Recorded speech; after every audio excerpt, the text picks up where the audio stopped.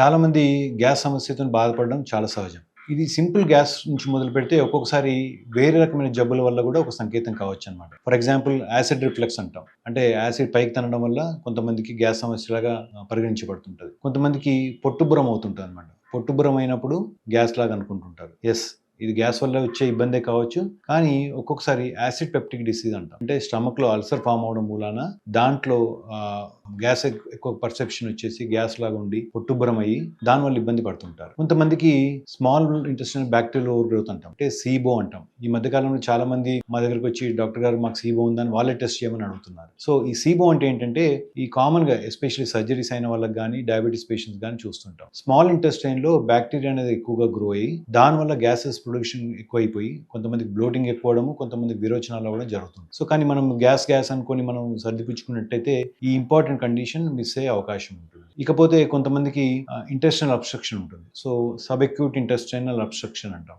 అంటే మనకి ఏదైనా ట్యూమర్ వల్ల కానీ, బిగ్ అల్సర్ వల్ల కానీ, ఆర్ కొంతమందికి అడిషన్స్ వల్ల కానీ చిన్న పేగు టెంపరీగా బ్లాక్ అవుతుంటుంది. సో టెంపరీగా బ్లాక్ అయినప్పుడు ఏమవుతుంది, పొట్టుబురం అవుతుంటుంది అండ్ కొంతమందికి గ్యాస్ కూడా పోవడం ఆగిపోతుంది అనమాట. సో వీళ్ళకి మనం ఇన్వెస్టిగేషన్ చేయడం ద్వారా సిటీ స్కాన్ కానీ, ఎండోస్కోపీ కానీ, ఎంటరోస్కోపీ కానీ, క్యాప్సుల్ ఎంటరోస్కోపీ కానీ చేయడం వల్ల ఈ స్మాల్ ఇంటెస్టైనల్ అబ్స్ట్రక్షన్ అనేది ఒక్కోసారి బయటపడుతుంది. కానీ అదే మనం తరచుగా నాకు గ్యాస్ ప్రాబ్లం వస్తుందని అనుకొని టెస్ట్ చేసుకోకుండా మిస్ అయినట్టయితే ఈ ఇంపార్టెంట్ కండిషన్ ఏదైతే సబ్ అక్యూట్ ఇంటెస్టైనల్ అబ్స్ట్రక్షన్ ఏదైతే ఉందో దాన్ని మిస్ అయ్యే అవకాశం ఉంటుంది. సో అది మిస్ అయిపోతే కొన్ని సందర్భాల్లో సడన్ గా సివియర్ ఇంటెస్టైనల్ అబ్స్ట్రక్షన్ కి వెళ్ళిపోయి పర్ఫరేషన్ అంటే ఇంటెస్టైన్ చిల్లు పడే దారితీసే అవకాశం ఉంది. ఇవే కాకుండా కొంతమందికి లివర్ ప్రాబ్లం ఉన్న వాళ్ళకు కూడా వాటర్ అక్యుములేషన్ వస్తుంది పొట్టలో, అంటే పొట్టుబురంగా కనబడుతుంది.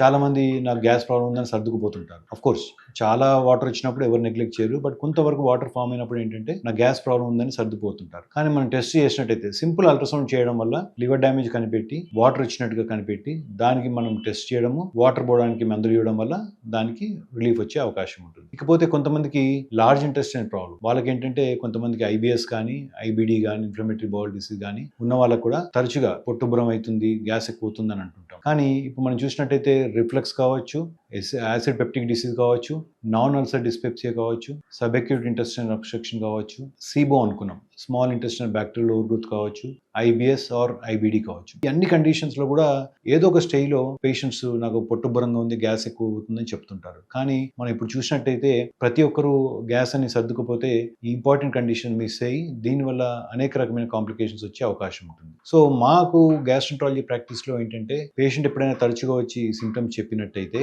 బేసిక్ ఇన్వెస్టిగేషన్ తో స్టార్ట్ చేస్తాం. సింపుల్ బ్లడ్ టెస్ట్ కావచ్చు, అల్ట్రాసౌండ్ అబ్డమిన్ కావచ్చు, ఎండోస్కోపీ కావచ్చు, ఒక్కోసారి సిటీ అబ్డమిన్ కావచ్చు, ఎంఆర్ఐ అబ్డమిన్ కావచ్చు. ఇవి చేయడం వల్ల ఈ ఇంపార్టెంట్ కండిషన్స్ మనం ఎర్లీ స్టేజ్ లో గుర్తించి దానికి అప్రోప్రియట్ ట్రీట్మెంట్ ఇవ్వడం వల్ల దానికి రెమెడీ అనేది దొరుకుతుంది మనకు. మీకు ఎవరికైనా తరచుగా గ్యాస్ ప్రాబ్లంతో ఇబ్బందికరమైన ప్రాబ్లం అవుతుందంటే నెగ్లెక్ట్ చేయకుండా ఇన్వెస్టిగేషన్ చేసుకోవడం అనేది చాలా ఇంపార్టెంట్.